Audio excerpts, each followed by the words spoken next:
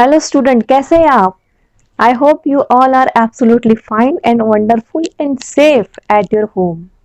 दोस्तों, जो 10th board के या 12th बोर्ड के जो स्टूडेंट्स हैं वो आजकल बहुत ज़्यादा टेंशन में हैं। और हो भी क्यों ना, क्योंकि लॉकडाउन के चलते हुए ना ही उनकी स्कूल शुरू हो रही है और ना ही ट्यूशंस ठीक से चल पा रही है। तो ऐसे में बेचारे पढ़े तो पढ़े कैसे? दोस्तों, आपकी इसी प्रॉब्लम को ध्यान में रखते हुए मैं ये अनाउंस करते हुए बहुत ज़्यादा खुशी महसूस कर रही हूँ कि अब से मेरे इस चैनल पर आप 10th स्टैंडर्ड के सिलेबस से मैथ्स और साइंस के जो चैप्टर्स है उनसे रिलेटेड वीडियोस भी देख पाएंगे और जिनके हेल्प से आप अपनी स्टडीज को घर पर ही बैठकर बहुत ही इफेक्टिव तरीके से जारी रख पाएंगे। तो दोस्तों, चलिए आज हम अपने पहले वीडियो की शुरुआत करते हैं। आशा करती हूँ आपको ये ज़रूर पसंद आएगा और आप इससे बहुत ज़्यादा बेनिफिट लेंगे। आप इसे सिंसियरली देखेंगे और अपनी पढ़ाई को बहुत ही बेहतर तरीके से नेक्स्ट लेवल पर लेकर जाएंगे। तो दोस्तों, आज हम जिस चैप्टर के बारे में सीखने वाले हैं वो है साइंस 1 का सेकंड चैप्टर, जिसका नाम है periodic classification of elements.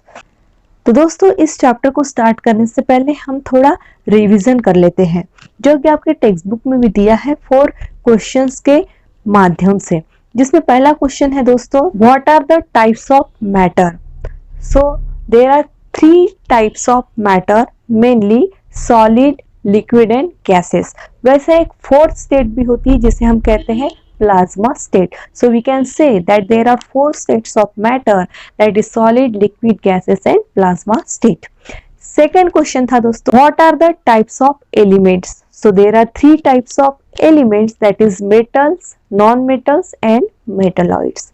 Third question, what are the smallest particle of matter called? मतलब मैटर जिस स्मॉलेस्ट पार्टिकल से बना हुआ होता है उस स्मॉलेस्ट पार्टिकल को क्या कहते हैं? क्या कहते हैं? याद कीजिए। या सही कहा, एटम। एटम वो एक स्मॉलेस्ट पार्टिकल होता है, इतना टाइनी पार्टिकल होता है जो कि अनकटेबल, अनडिविजिबल होता है। मतलब इतना स्मॉल कि जिसे हम फर्दर डिवाइड ही नहीं कर सकते, और इतना स्मॉल कि जिसे हम नेकेड आई से नहीं देख सकते, जिसे माइक्रोस्कोप के नीचे भी नहीं देख सकते। इतना जो स्मॉलेस्ट पार्टिकल होता है जिसे कहते हैं हम एटम, और इसी एटम से बना होता है कोई भी मैटर। नेक्स्ट, लास्ट और फोर्थ क्वेश्चन है, what is the difference between molecules of element and compound? मतलब एलिमेंट और कंपाउंड, इनके मॉलिक्यूल्स में क्या डिफरेंस होता है? तो चलिए पहले बात करते हैं हम एलिमेंट्स के मॉलिक्यूल्स की, मतलब मॉलिक्यूल्स ऑफ एलिमेंट्स की। तो molecules are element are of same type, either in free state और इन कंबाइंड स्टेट। मतलब जो एलिमेंट होता है दोस्तों, उसके जो मॉलिक्यूल्स होते हैं वो सेम टाइप के होते हैं, मतलब एक ही प्रकार के होते हैं, चाहे फिर वो मॉलिक्यूल फ्री स्टेट में हो या कंबाइंड स्टेट में हो। जैसे फ्री स्टेट के अगर हम एग्जांपल्स की बात करें तो कॉपर हो सकता है या फिर आयरन हो सकता है, मतलब Cu या फिर Fe। तो जिसमें हम देखते हैं कि ये फ्री स्टेट में है, सिंगल एटम एग्जिस्ट हो रहा है। जबकि अगर हम कंबाइंड स्टेट की अगर बात करें तो फॉर एग्जांपल H2 है, N2 है, Cl2 है, O2 है, तो इसमें जो कंबाइंड स्टेट में भी जो एटम्स हमें दिख रहे हैं वो सेम टाइप के हैं। फॉर एग्जांपल O2 की अगर हम बात करें तो O इस तरह से 2 एटम उसमें एग्जिस्ट करते हैं, लेकिन दोनों ही O है, मतलब सेम है। Cl2 में दोनों Cl है, H2 में दोनों H है। इस तरह से जो मॉलिक्यूल्स है वो कंबाइंड स्टेट में भी अगर हो तो उसके एटम्स जो है वो सेम टाइप के होते हैं। सेकंड चीज, अगर हम मॉलिक्यूल्स ऑफ एलिमेंट के बारे में कहें तो molecules of element can not be decomposed by any chemical reaction. मतलब उनका डिकम्पोजिशन पॉसिबल नहीं है किसी भी तरह की केमिकल रिएक्शन से। डिकम्पोजिशन का मतलब क्या होता है? याद कीजिए, चलो चलो चलो याद कीजिए। जी हाँ, it can not be broken down in a simple substance. इसे ही हम कहते हैं कि डिकम्पोजिशन। तो मॉलिक्यूल्स ऑफ एलिमेंट का डिकम्पोजिशन पॉसिबल नहीं, मतलब वो सिंपलर सब्सटेंस में ब्रेक डाउन नहीं हो सकता। और अब बात करेंगे हम कंपाउंड के मॉलिक्यूल के बारे में। तो molecules of compound are formed by 2 or more different types of atom। मतलब जो कंपाउंड का मॉलिक्यूल है वो दो या दो से ज्यादा अलग अलग प्रकार के एटम से बना होता है। फॉर एग्जाम्पल एक कंपाउंड का एग्जाम्पल हम लेते हैं वाटर, जैसे उसका मॉलिक्यूलर फॉर्मूला है H2O, मतलब हाइड्रोजन और ऑक्सीजन दोनों मिलकर तैयार होता है वाटर। तो इसमें दो डिफरेंट एटम आ गए, एक हो गया हाइड्रोजन, दूसरा हो गया oxygen. For example CO2 carbon dioxide, या किसी एक साल्ट का एग्जाम्पल ले लेते हैं NaCl। तो NaCl ये दो डिफरेंट टाइप के एटम्स उसमें आ गए। तो जो कंपाउंड के मॉलिक्यूल्स होते हैं उसमें दो या दो से ज्यादा डिफरेंट टाइप के एटम्स एग्जिस्ट करते हैं। Second thing, it can be decomposed by any chemical reaction, मतलब ये जो एटम्स है उन्हें सेपरेट किया जा सकता है बाय एनी केमिकल रिएक्शन, जबकि एलिमेंट्स में ऐसा पॉसिबल नहीं होता है। तो ये था दोस्तों सब मैटर, एलिमेंट्स, एटम से रिलेटेड हमारा रिवीजन। तो चलिए आज के हमारे मेन टॉपिक की ओर बढ़ते हैं, जो कि है पीरियोडिक क्लासिफिकेशन ऑफ एलिमेंट। तो इसमें दोस्तों हम सबसे पहले जानेंगे कि आखिर ये क्लासिफिकेशन होता क्या है और इसकी जरूरत क्या होती है। तो दोस्तों क्लासिफिकेशन का मतलब क्या है कि मान लीजिए जैसे हमारे स्कूल में हम 10th स्टैंडर्ड में हैं, तो ऐसे 10th स्टैंडर्ड में काफी सारे स्टूडेंट हैं, लगभग 400 या 500 स्टूडेंट हमारे स्कूल में है। और अगर हम ये सारे स्टूडेंट को एक ही जगह पर अगर बिठा दें तो क्या हमारी जो टीचिंग और लर्निंग प्रोसेस है वो प्रॉपरली हो पाएगी? जी नहीं। तो दोस्तों इसलिए क्या करते हैं स्कूल में कि ये जो सारे स्टूडेंट हैं उनको अलग अलग क्लासेस में, अलग अलग डिवीजन में डिवाइड कर देते हैं, ताकि जो लर्निंग प्रोसेस है वो स्टूडेंट के लिए इजी हो जाए और जो टीचिंग प्रोसेस है वो टीचर के लिए इजी हो जाए। तो इसी तरह से दोस्तों हमारा जो एनवायरनमेंट है उसमें इतने ज़्यादा एलिमेंट एग्जिस्ट करते हैं कि जिनका अगर प्रॉपरली हमें स्टडी करना है तो उसके लिए इनका क्लासिफिकेशन होना बहुत ज़्यादा ज़रूरी है। वैसे दोस्तों 1800 ईयर्स के आसपास लगभग 30 एलिमेंट्स ही ऐसे थे जो साइंटिफिक वर्ल्ड को पता थे, लेकिन आज के दौर में in today era now near about 100 elements are known to scientific world. मतलब कि अब हम टोटल 118 एलिमेंट्स जो है उनके बारे में जानकारी रखते हैं। तो दोस्तों इन्हीं एलिमेंट्स का जो क्लासिफिकेशन है वो किस तरह से डे बाय डे मॉडिफाई होता गया, इम्प्रूव होता गया, वही हम अब सीखने वाले हैं। वैसे स्टार्टिंग में जो क्लासिफिकेशन किया गया था एलिमेंट्स का वो बस दो ही टाइप में था, एक था मेटल्स और दूसरा था नॉन मेटल्स। उसके बाद एक थर्ड टाइप आ गया जिसे हम कहते हैं मेटलॉइड्स। मेटलॉइड्स मतलब ऐसे एलिमेंट होते हैं जिनमें कुछ प्रॉपर्टी मेटल्स की होती है तो कुछ नॉन मेटल्स की होती है। लेकिन इतना जो लिमिटेड जो क्राइटेरिया था, वो क्लासिफिकेशन का जो क्राइटेरिया था वो बहुत ज़्यादा सफिशिएंट नहीं था। तो इसके लिए काफ़ी सारे अलग अलग साइंटिस्ट ने बहुत ज़्यादा मेहनत की, बहुत ज़्यादा स्टडी किया और उन्होंने अपनी अपनी तरह से अलग अलग प्रकार के जो क्लासिफिकेशन है हमें सजेस्ट किए।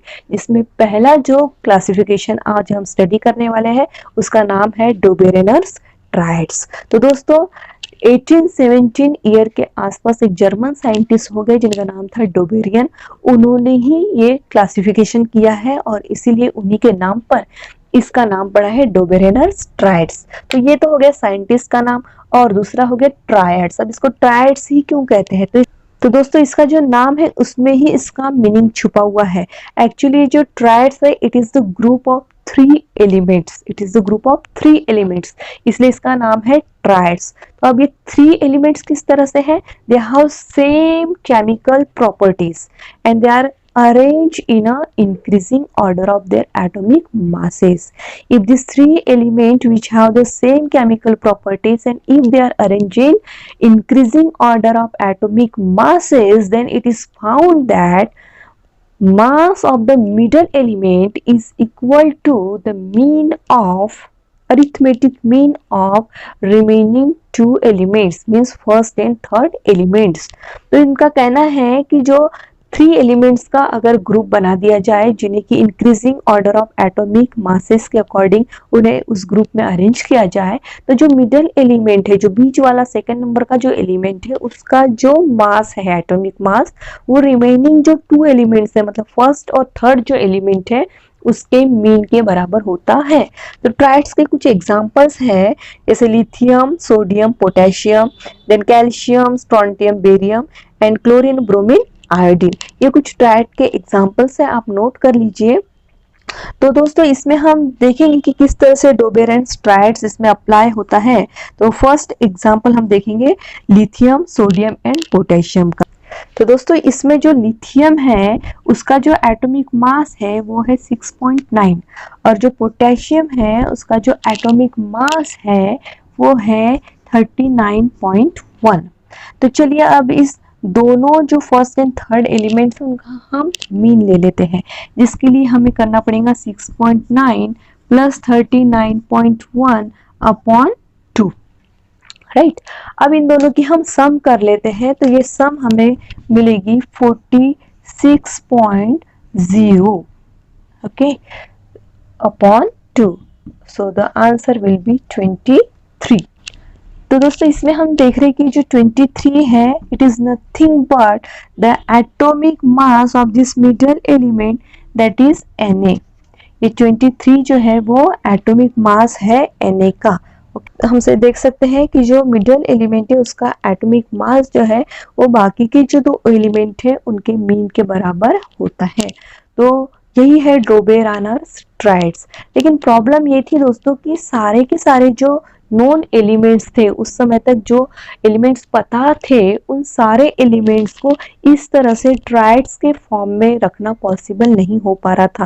मतलब सभी एलिमेंट्स इस तरह से ट्राइड्स की जो प्रॉपर्टी है उसको फॉलो नहीं कर पा रहे थे और इसीलिए ये जो क्लासिफिकेशन है वो मॉडिफाई करने की ज़रूरत पड़ी और उसके बाद जो नेक्स्ट क्लासिफिकेशन किया गया वो है न्यूलैंड्स ऑक्टेव। तो दोस्तों जो सेकेंड क्लासिफिकेशन है उसका नाम है न्यूलैंड्स लॉ ऑफ ऑक्टेव। अब दोस्तों ये ऑक्टेव क्या होता है, तो इसके भी नाम में ही उसका मीनिंग छुपा हुआ है। ऑक्टेव से हमें याद आता है ऑक्टा, ऑक्टा से याद आता है हमें नंबर 8। जैसे आपने सुना होगा ट्राई के लिए 3 है तो वैसे ऑक्टा के लिए 8 है। तो here it is the group of 8 elements which are also arranged in the increasing order of atomic masses। तो 1866 में दोस्तों एक इंग्लिश साइंटिस्ट हो गए जिनका नाम है जॉन न्यूलैंड। उन्होंने तैयार किया है ये octave. Octave means it is the group of elements which are arrange in the increasing order of atomic masses. अब इसमें क्या खास बात है, तो ये जो एलिमेंट्स है दोस्तों जिसमें कि 8 एलिमेंट एग्जिस्ट करते हैं जिन्हें increasing order of atomic masses के अकॉर्डिंग अरेंज किया, तो ऐसा पाया गया दोस्तों कि जो 8th एलिमेंट है और जो फर्स्ट एलिमेंट है उनकी जो प्रॉपर्टीज है वो सिमिलर है। जैसे आपने म्यूजिक में जो सप्तक देखा होगा उसमें क्या होता है कि जो फर्स्ट और 8 जो सुर होता है वो सेम होता है, जैसे सा रे ग म प ध नि सा, मतलब शुरुआत हुई सा से और एंड भी हुआ सा पर। जैसे इसे ही इंग्लिश में भी कहा जाता है नोट्स। तो ये जो नोट्स कुछ इस तरह से होते हैं, डो रे मी फा सो ला टी। तो दोस्तों इसमें ये जो नोट है या जो सप्तक है ठीक उसी तरह जो ऑक्टेव है उसमें भी फर्स्ट और 8th एलिमेंट जो है उनकी प्रॉपर्टी सेम होती है और इसीलिए इसे ऑक्टेव कहा गया है। तो इसकी जो शुरुआत है वो एक स्मॉलेस्ट एलिमेंट मतलब हाइड्रोजन से होती है और इसका एंड होता है थोरियम पर।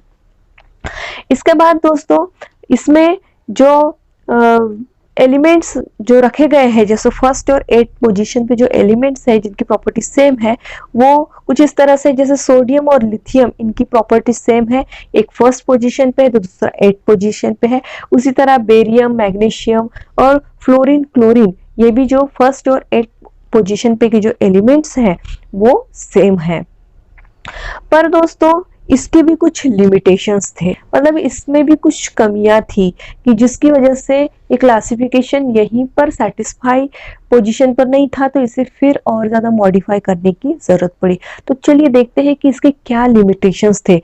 पहला लिमिटेशंस तो दोस्तों ये था कि this law is applicable only up to calcium, मतलब कैल्शियम तक ही अप्लीकेबल था, उसके बाद के जो एलिमेंट्स है उनमें ये जो लॉ है वो सेटिस्फाई नहीं हो रहा था। Next, Newland fitted all the elements in the table of 7/8। उसने 7/8 के फॉर्म में ये 7/8 का मतलब 8 एलिमेंट्स जो है वो 7 रो में उसने अरेंज कर दिए। इस तरह से जो टोटल 56 एलिमेंट्स थे उसने एक ही टेबल पर फिक्स कर दिए। लेकिन इस जबरदस्ती की फिक्सिंग की वजह से कुछ प्रॉब्लम्स भी उसमें आ गई। जैसे ही has to place 2 element in the same boxes. कुछ कुछ बॉक्सेस में तो उसने दो दो एलिमेंट को रख दिया, जैसे कोबाल्ट एंड निकेल को उसने साथ में रख दिया, सीसियम और लैंथेनियम, ये दो अलग अलग एलिमेंट्स को उसने साथ में रख दिया। अब यहाँ तक तो चल रहा था, लेकिन उसने सबसे बड़ी गड़बड़ ये कर दी दोस्तों कि जो कोबाल्ट और निकेल जो है ये तो मेटल्स है, जबकि इनको उसने हैलोजन के ग्रुप में रख दिया। मतलब नोट वाला जो बॉक्स था उसमें उनको रख दिया। और इससे भी ज्यादा हद तो ये हो गई दोस्तों कि जो यफी है जिसकी प्रॉपर्टीज कोबाल्ट और निकेल की जैसी है, तो वो यफी ने इनके साथ होना चाहिए था, कोबाल्ट और निकेल के साथ होना चाहिए था, तो उसे उसने नॉन मेटल्स के ग्रुप में रख दिया, मतलब ऑक्सीजन एंड सल्फर के साथ रख दिया। टी नोट वाला जो कॉलम है उसमें उसने उसे रख दिया। तो भाई ये तो बर्दाश्त करने वाली बात थी नहीं। और ये तो जाने दीजिए, सबसे मजे की बात मैं आपको बताऊं तो उसने जो न्यूली डिस्कवर्ड एलिमेंट है उनके लिए तो जगह ही नहीं रखी। अब बोलो, डिस्कवरी तो चलती जा रही थी चलती जा रही थी, नए नए एलिमेंट्स जो है वो डिस्कवर हो रहे थे, तो भाई वो जो नए एलिमेंट्स आएंगे उनको तुम कहाँ बिठाओगे, इसके बारे में तो सोचा ही नहीं। तो ये सारी जो लिमिटेशंस थी, ये जो सारी कमियां थी दोस्तों, उसकी वजह से क्लासिफिकेशन और आगे ज़्यादा मॉडिफाई करने की ज़रूरत पड़ी। और उसके बाद जो क्लासिफिकेशंस हो गए वो हम अभी नहीं पढ़ेंगे, वो हम नेक्स्ट वीडियो में पढ़ेंगे। तो दोस्तों ये वीडियो आपको कैसा लगा आप मुझे ज़रूर बताइएगा। वीडियो पसंद आई हो तो इसे लाइक कीजिए, ज़्यादा से ज़्यादा अपने फ्रेंड्स के साथ शेयर कीजिए दोस्तों। और क्योंकि बांटने से कभी कम नहीं होता है बल्कि बढ़ता है, इसलिए दोस्तों बांटते रहिएगा। इस चैनल को अगर आपने अब तक सब्सक्राइब नहीं किया है तो पहले इसे सब्सक्राइब कर लीजिए, और किसी गलत फहमी में मत आइए। लाइक शेयर सब्सक्राइब सब कुछ फ्री है।